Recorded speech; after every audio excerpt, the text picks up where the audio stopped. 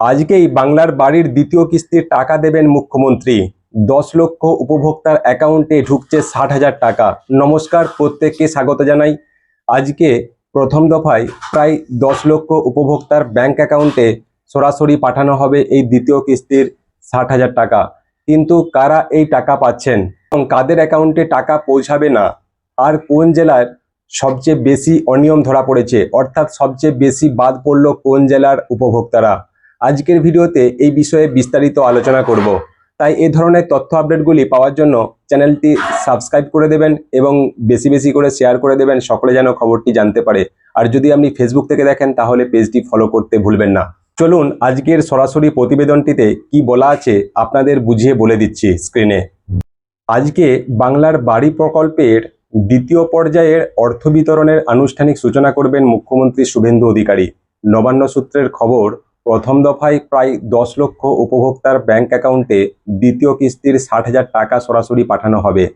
দ্বিতীয় কিস্তির অর্থ ছাড়ের আগে উপভোক্তাদের তালিকা পুনরায় যাচাই করার নির্দেশ দিয়েছিলেন মুখ্যমন্ত্রী।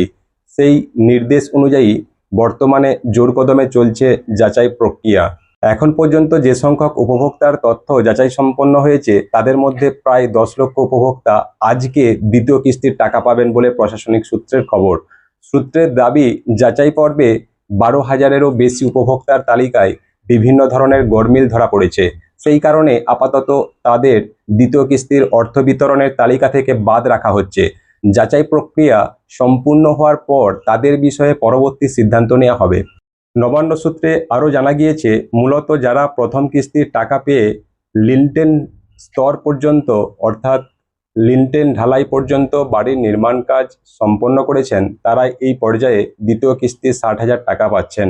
রাজ্য জুড়ে এখনো পর্যন্ত প্রায় 13,000 জন অযোগ্য উপভোক্তা চিহ্নিত হয়েছেন বলে নবান্ন সূত্রের খবর। অভিযোগ, বাড়ি থাকার পরেও বহু ব্যক্তি বাংলার বাড়ি প্রকল্পে সরকারি অনুদান পেয়েছেন। এমনকি যাচাই পর্বে দেখা গিয়েছে পাকা বাড়ি রয়েছে, তারপরেও তারা বাংলার বাড়ি পেয়েছেন। অযোগ্য উপভোক্তাদের থেকে ইতিমধ্যেই 11টি জেলায় টাকা ফেরতের প্রক্রিয়া শুরু হয়েছে। প্রসঙ্গত, আগের সরকারের জমানায় বাংলায় বাড়ি প্রকল্পে বড় অনিয়মের অভিযোগ এসেছে। যাচাই পর্ব শুরু হতেই দক্ষিণ 24 পরগনা জেলাতেই সব থেকে বেশি অযোগ্য উপভোক্তাদের সন্ধান পাওয়া গিয়েছে।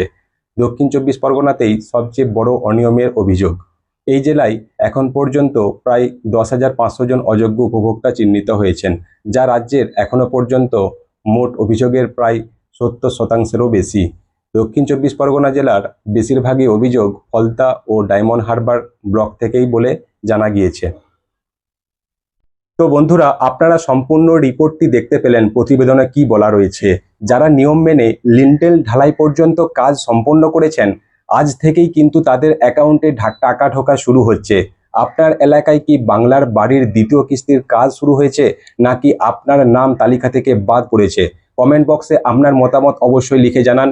কারা আজ 6 আগস্ট অর্থাৎ আজকে টাকা পেলেন অবশ্যই কমেন্ট বক্সে জানাতে ভুলবেন না। ভিডিওটি গুরুত্বপূর্ণ বলে মনে হলে অবশ্যই একটা লাইক করে দেবেন এবং বন্ধুদের সাথে শেয়ার করে দেবেন। আর এ ধরনের সব দরকারি আপডেট সবার আগে পাওয়ার জন্য চ্যানেলটি সাবস্ক্রাইব করে দেবেন। আর যদি আপনি ফেসবুক থেকে ভিডিওটি দেখেন তাহলে অবশ্যই পেজটি ফলো করতে ভুলবেন না। দেখা হচ্ছে পরের কোনো গুরুত্বপূর্ণ ভিডিওতে। অনেক অনেক ধন্যবাদ পুরো ভিডিওটি দেখার জন্য।